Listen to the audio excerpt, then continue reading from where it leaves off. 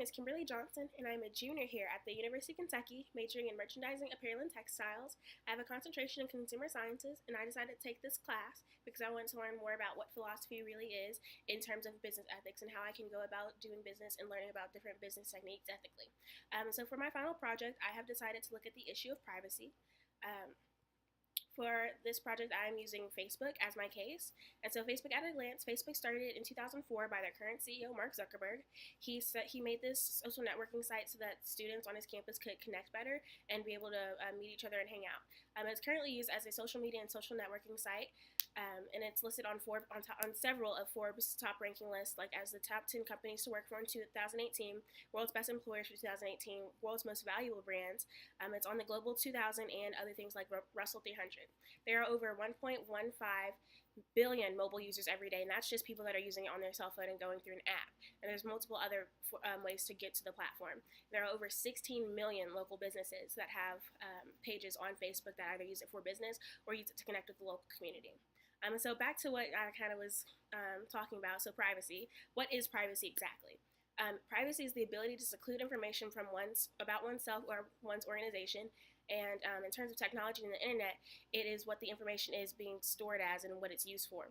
And so privacy for a single individual or for an organization might be some of its more private details, like your relationship status, where you like to shop, the things that you like, and as you know, there are likes on Facebook that are being tracked. The definition of privacy is different among different cultures. So some cultures like to share everything about themselves, and everyone in their town is going to know every single thing about every single person.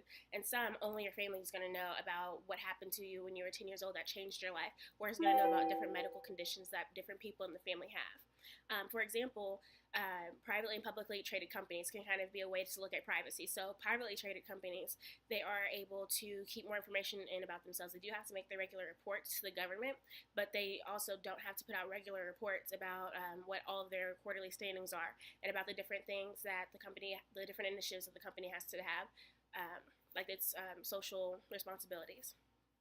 Although many do, because they want people to be comfortable with their business.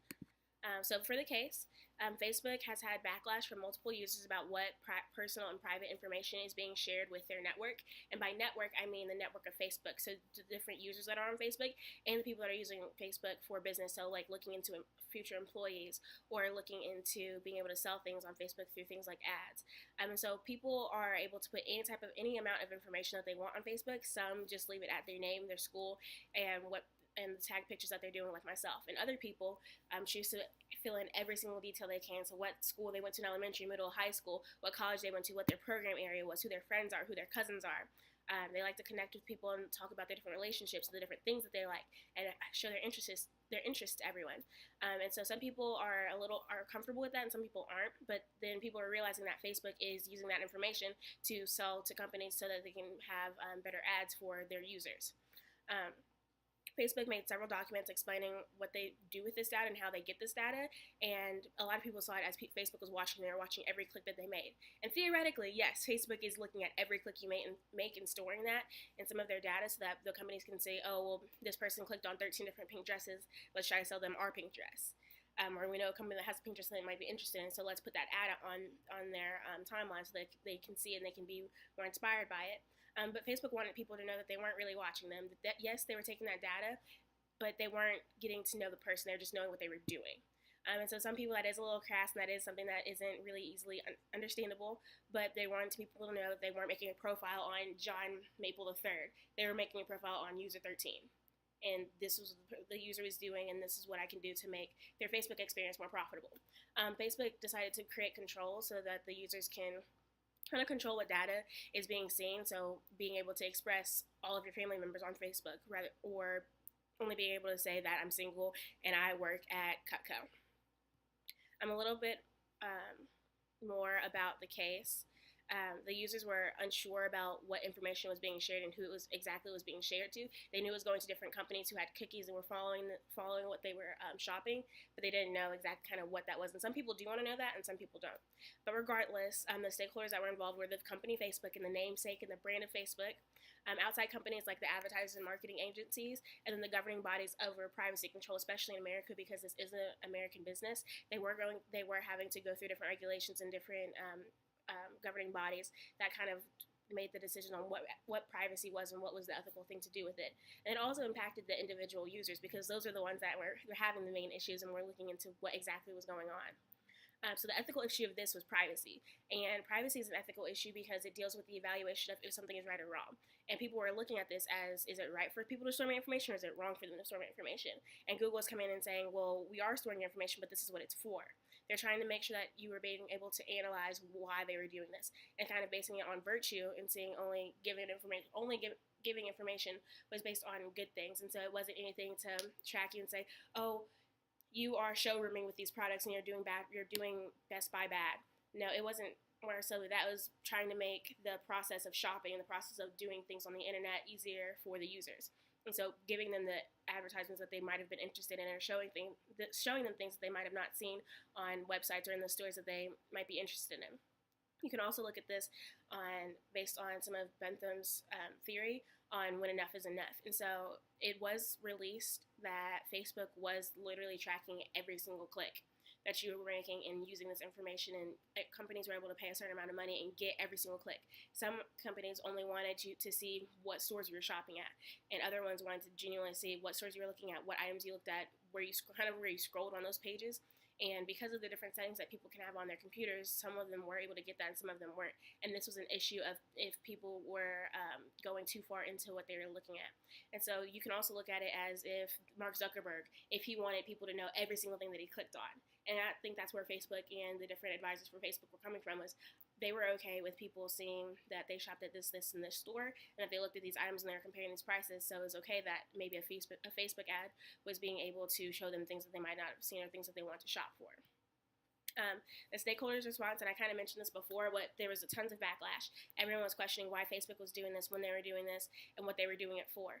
Some users and some allies of Facebook and other social media platforms, they saw this as an ethical issue, but they did see that this was for the benefit of their businesses, and that people having stored information on you, yes, it's a little weird, and yes, it's different, but there's not really much you can do because you are being able to benefit from this.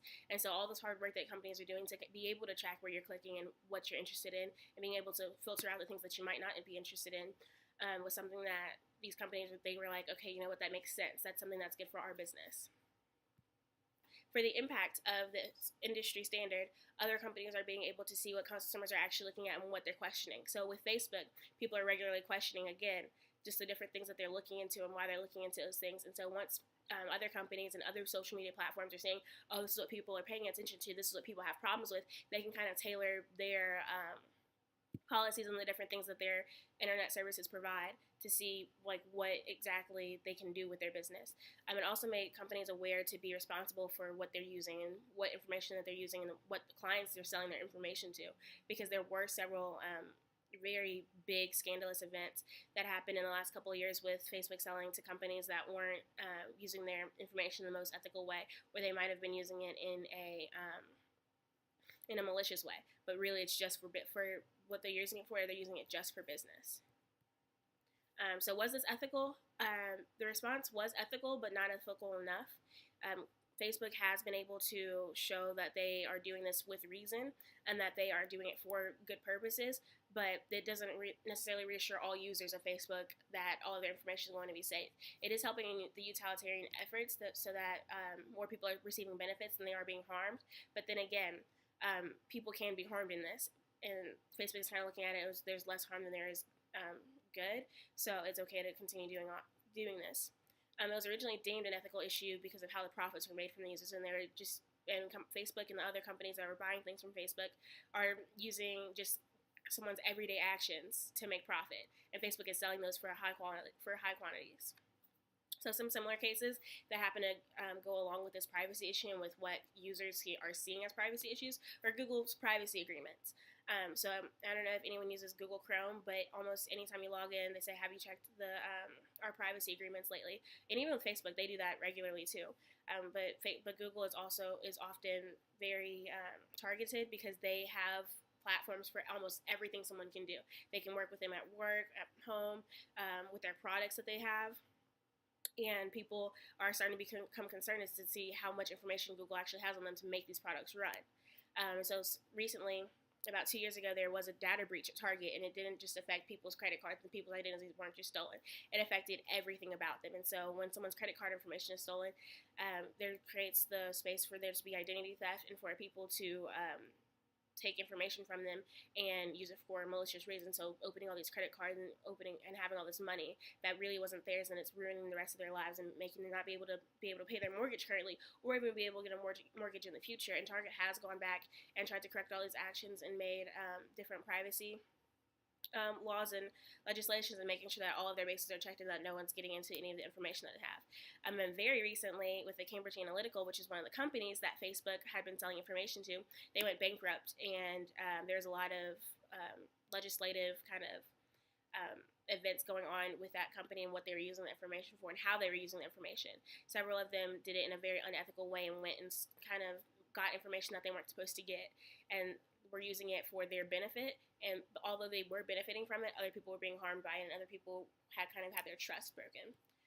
So in conclusion, I'd just like to say that the majority of stakeholders understood where Facebook was coming from, and so they agreed that that having all these privacy agreements and having all this information that is being stored on the users is helping them in reality. And they're better able to understand where Facebook was coming from when they were dealing with this situation, just because they kind of looked at, oh, well, this is what their business is. This is how they're going to be able to continue to make things work and make things better for their users. For me, it's still not enough knowing that they have privacy agreements and that they are kind of telling me what they're using the information for. I would want to know where my information is going and why that's helping. I kind of want to know the process of this. It really is something hard to deal with, because this is honestly a completely new frontier. 20 years ago, there wasn't the internet, and people weren't tracking people per click. And so it really is something challenging, and every time someone questions something, the law does come into, and then the different advisors and people that are looking at what the companies are doing are looked at, and they're looking to see, well, what's the benefit of this? What's the harm in this? What harm could be done with this? So honestly, anytime there is any improvements in technology and the internet and any innovation with all of these systems that we go through and the things that we use for our social media and for our social interactions, it is seen that people do try their best. And also, that's all I ask of Facebook, is to try their best to make sure that my information isn't given to some random Joe Schmo who's going to use it to find out where I am on a random Tuesday at the park and do something malicious towards me.